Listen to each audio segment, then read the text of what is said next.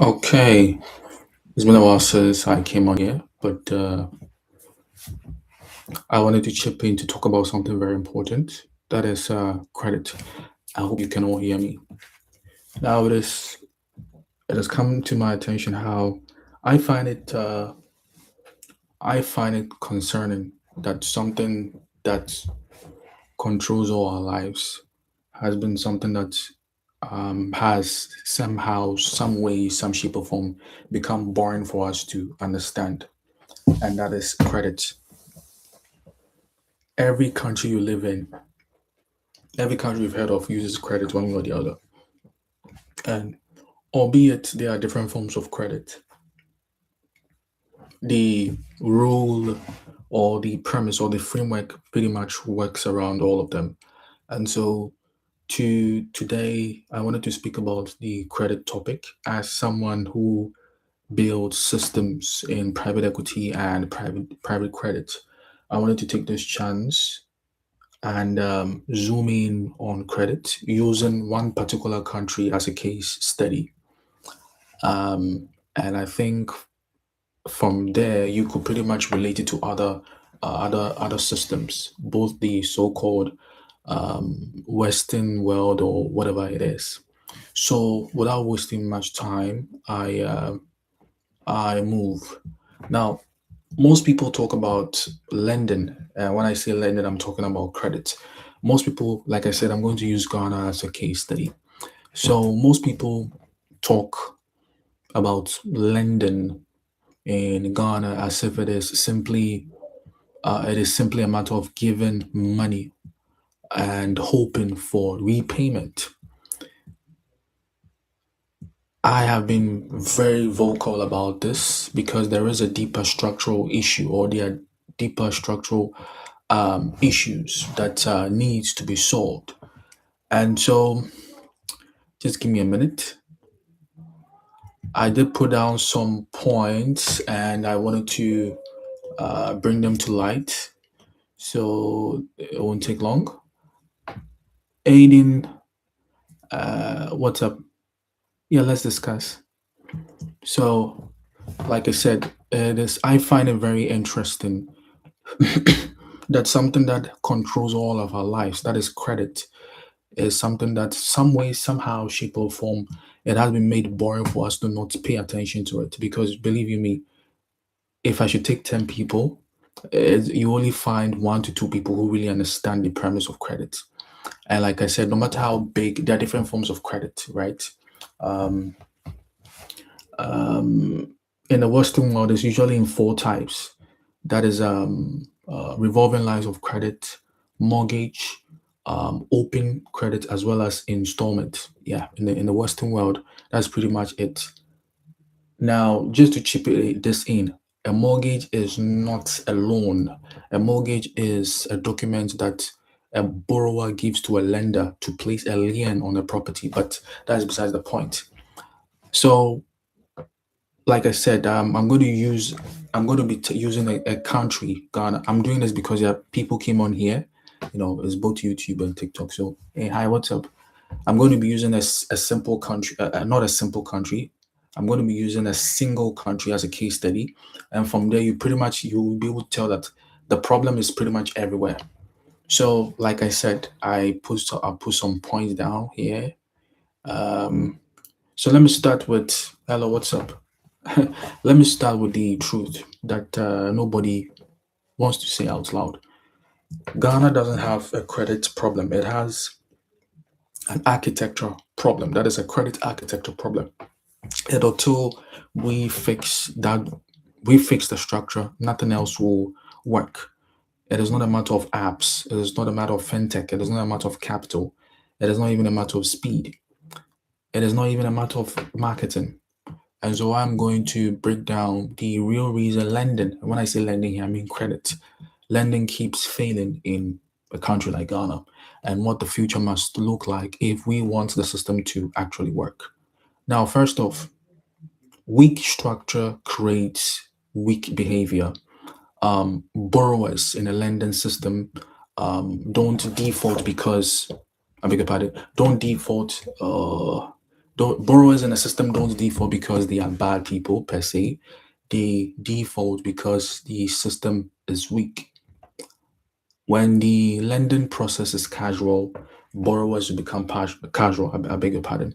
When the system is professional, borrowers behave professionally. Need credit default source system. Well, yeah. You're right. Lending, you see, the whole problem is structure. But anyway, we'll come there. So, lending is not about money.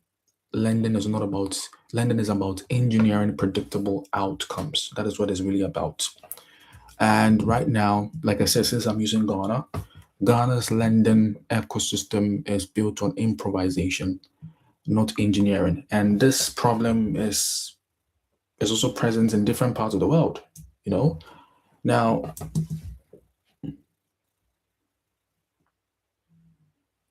exactly. And then perhaps the issuer should do their due diligence on exactly. But the thing is, it goes beyond that actually. But I'll be coming there. So, and let me show you what I mean by this. Now, most lenders in Ghana operate on unverified documents, unverifiable guarantors, inconsistent checks, verbal agreements, founder intuition, emotional decision making. This is not a lending system. This is a high stakes lottery. Well, yeah. Okay, so I like the way I like your questions. So this is the thing. Um, Not every loan demands collateral, but there's a way to structure it. Yes. For example, I just built a 13 verification system. Again, there's nothing new. There's nothing new under the sun. But how you structure it is what makes it, pretty much a little bit slightly different. So not all loans, of course, not all loans demand collateral. It depends on the sort of loan you're giving out. So okay, so good. So we have so many forms of loans. Let me move away from my point a bit. We have so many forms of loans. There's salary based loans. There are cash backed loans. There are the emergency loans. They are the ones also with collaterals. So something like a salary back loan. Oops, sorry. So something like a salary back loan, you don't need a collateral, or should I say, the collateral here is the person's salary, the person's cash flow. So it's not really a collateral, but because it is unsecured, you can say it's a collateral, but it is not really a collateral. So yeah. I think what you are saying is the typical collaterals. Maybe you give a loan to maybe a trader or an artisan where you take. So good. So it is not guaranteed, but yeah, it's not guaranteed. It is not guaranteed. Actually, yeah, it's not guaranteed. Yeah.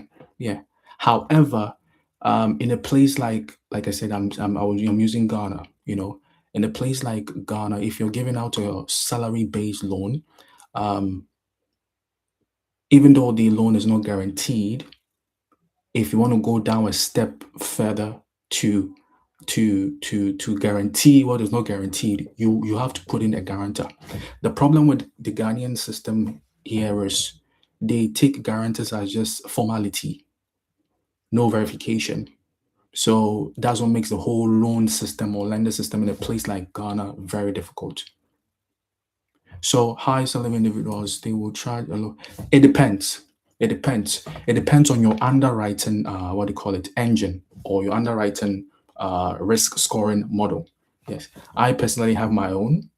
So it depends on so many factors. It depends on the who pe- the lender is the one who performs the underwriting, or the underwriting officer, or you, whoever is given the loan, or the private money lender. And there are so many factors that you really can't say. It can be the person's income, the person's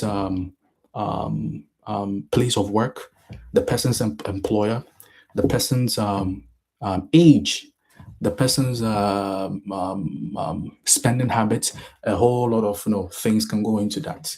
So um, to me, of course, if the risk is high, of course the interest must be high. But there are so many so many factors that you really can't, say. But if you have a model for it, you can pretty much say, like I said, I have built my own 13 verification system. Um, I call it a structured. No, I shouldn't be saying that here. I think in future, everything will come to light. But it's a 13 verification system. It has its own. Thank you. It has its own model of underwriting. And like I said, the problem with Ghana is most of the things are for formality. When a borrower brings in a guarantor, we take it up for formality. Exactly. What? Yeah, more difficult to. Yeah, exactly. The thing is, when there is no structure in the place you are operating, um, in the begin, in the begin, sorry, in the beginning, things becomes difficult because you have to build the structure first before everything comes on top. The problem, the thing was when the in the Western countries is that they already have the structure, and so it's the opposite. You get it? They already have the structure, and so you build on top of it. Although in the beginning it becomes easier, but in the long run it doesn't become easier. So it's rather the opposite in the so-called third world countries. You know, if you've lived in these places, you pretty much know exactly what I'm talking about. So it is what it is. So yeah. So the market keeps pretending the problem is borrowers. No, the problem isn't. The problem is architecture. It is not borrowers. And like I said, if the structure is weak, the outcome will always be unpredictable. Um, a real lending engine, that is one that scales, that attracts capital. And no, Ghana is not failing. Ghana is not failing, but the problem is there are so many unbuilt structures. You know, it is a bad thing, and it's also a good thing. It is a bad thing in the sense that things become very slow. You know, um, and it's a good thing because if you know the sort of structure to build, you can enter the market early and conquer the market. So it is a bad and a good thing. Yeah. The problem with the Western world is most of the structures are already built, and so you know it's also a bad thing and a good thing. The bad thing in the Western world is because the structure is already built, there is no category for you to conquer. And the good thing is because there's already structure, things are relatively easier. Yeah. Again, it depends on the sort of financing you're going for, because yeah, it depends on the sort of financing you're going for. The thing is, there are pros and cons everywhere. Yeah, but if you are someone who has lived in different places, you can pretty much take the system from one place, take it to another place, modify it, not modify it per se, build upon it. Venture capital is a great source. Personally, I am not a big fan of venture capital. Um, uh, yeah, I'm not a fan of venture capital. In the private equity space, leverage buyout, sorry, growth funds, venture capital. Um, I am not a fan of venture capital because of its startup nature, in the sense that um, yeah, I'm just not a fan. I rather like the LBO, leverage buyout, rather. That is, you buy the company outright. Yeah, high risk, high reward. And if you're a venture capitalist and you invest in five companies, at most, there's only one to two that will succeed. At most, the risk is very so. Yeah, of course, high risk, high reward. So yeah, um, so yeah, these are some these are some pillars that you can always put into your lending system that will make sure that the system is upright. Number one, identity verification, not just the Ghana card, but actual authentication. Two, guarantor underwriting. Now, a guarantor who cannot pay is not a guarantor, he's just a placeholder. And three, document authentication. pay slips, bank statements, ID, all verified. For risk scoring, that is not vibes, not intuition, but a structured scoring model. 5, audit trails and compliance. Now, if you cannot show the data trail of a default, you are not running a lending business. You are running a lottery service. And this pushes me to talk about the diaspora investor for a moment. Now, diaspora investors don't fear risk. They fear disorder. They want verification, documentation, compliance, reporting, as well as auditability. If you give them structure, they deploy capital. If you give them chaos, they move away or they stay away. It is not about returns for the diaspora investor, it is about trust in the process. Now, to the borrower behavior. Now, borrower behavior is not psychological, it is structural. When the system is clear, borrowers cooperate. When the system is documented, borrowers respect it. When the system is predictable, repayment becomes predictable. Structure shapes behavior, always. And I'll keep it very short as a primer. And having my work centered around private equity and private credit, you will be seeing more of this. So at this point in time,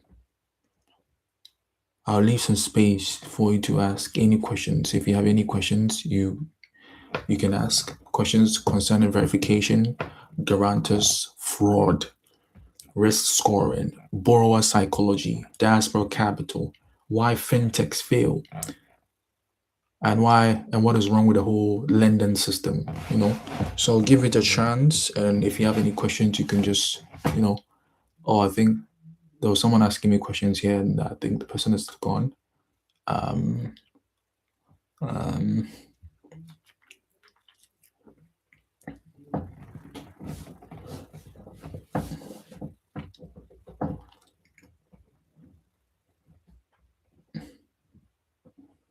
uh,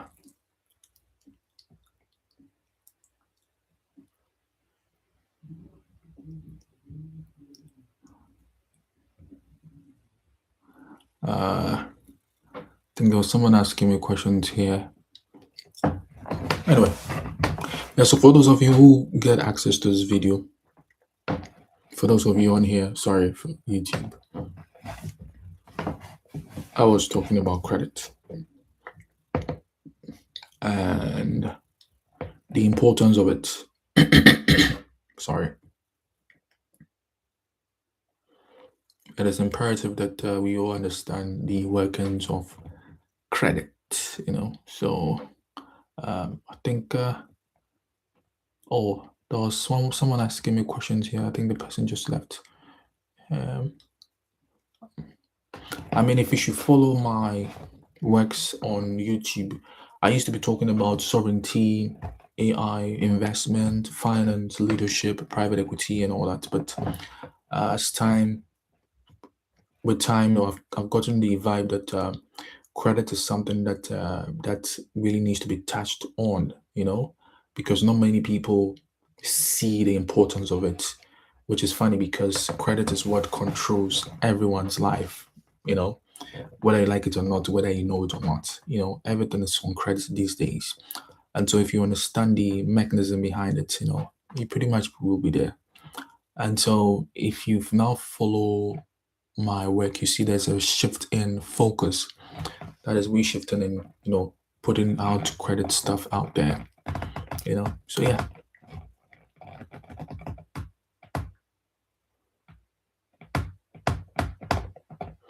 So yeah, pretty much that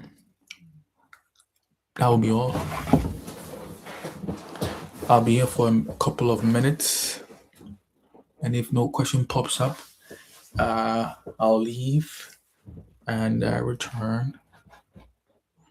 I do hope I get the time to be doing more and more and more of these, but let's see. So yeah, just give it like 2 minutes, And I mean, if nothing pops up, we just leave. It's as simple as that, Yeah. Uh, Noah, what's up? Mm, a minute more, and we'll take it from here. If nothing pops up, then we leave.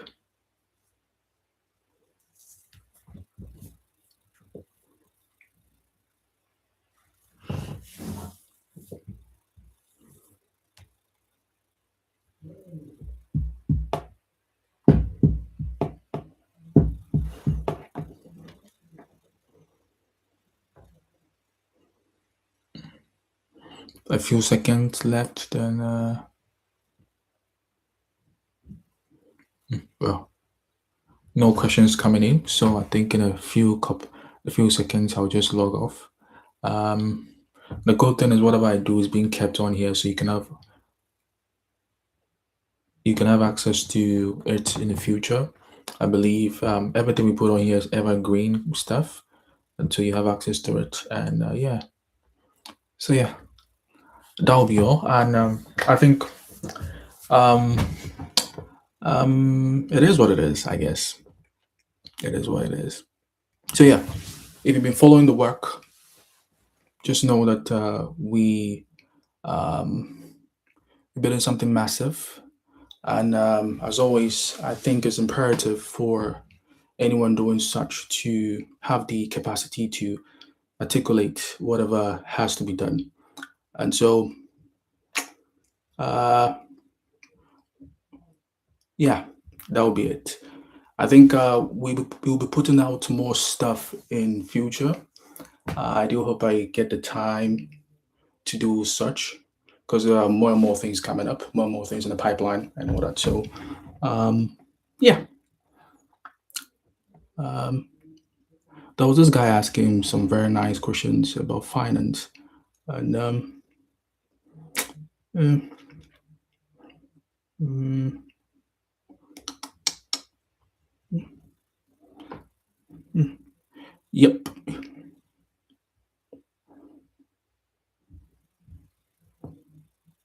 Oh, mm,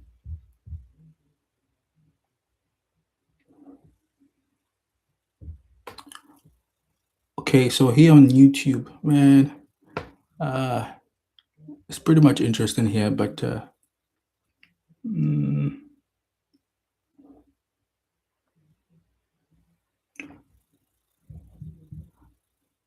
oh, okay, okay.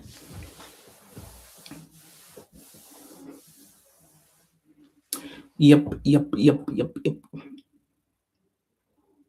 Some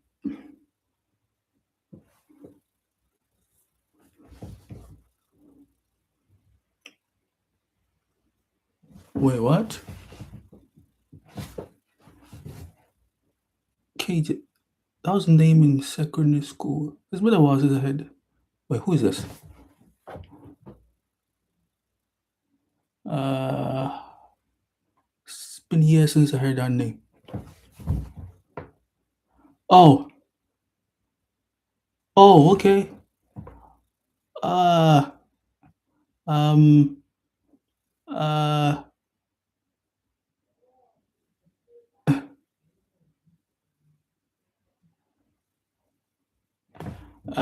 just trying to find the right words to compose my sentences.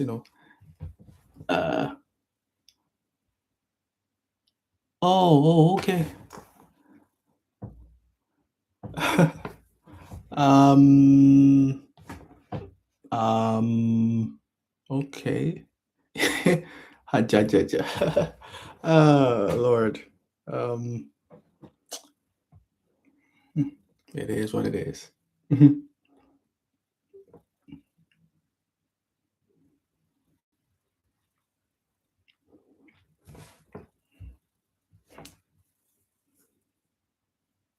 Hmm. YSSN. Is that my Moroccan friend?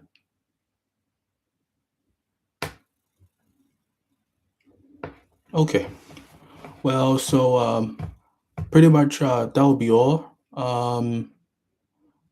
Yeah, like I said, everything we do on here is being kept. So yeah, so it is what it is. Uh, um,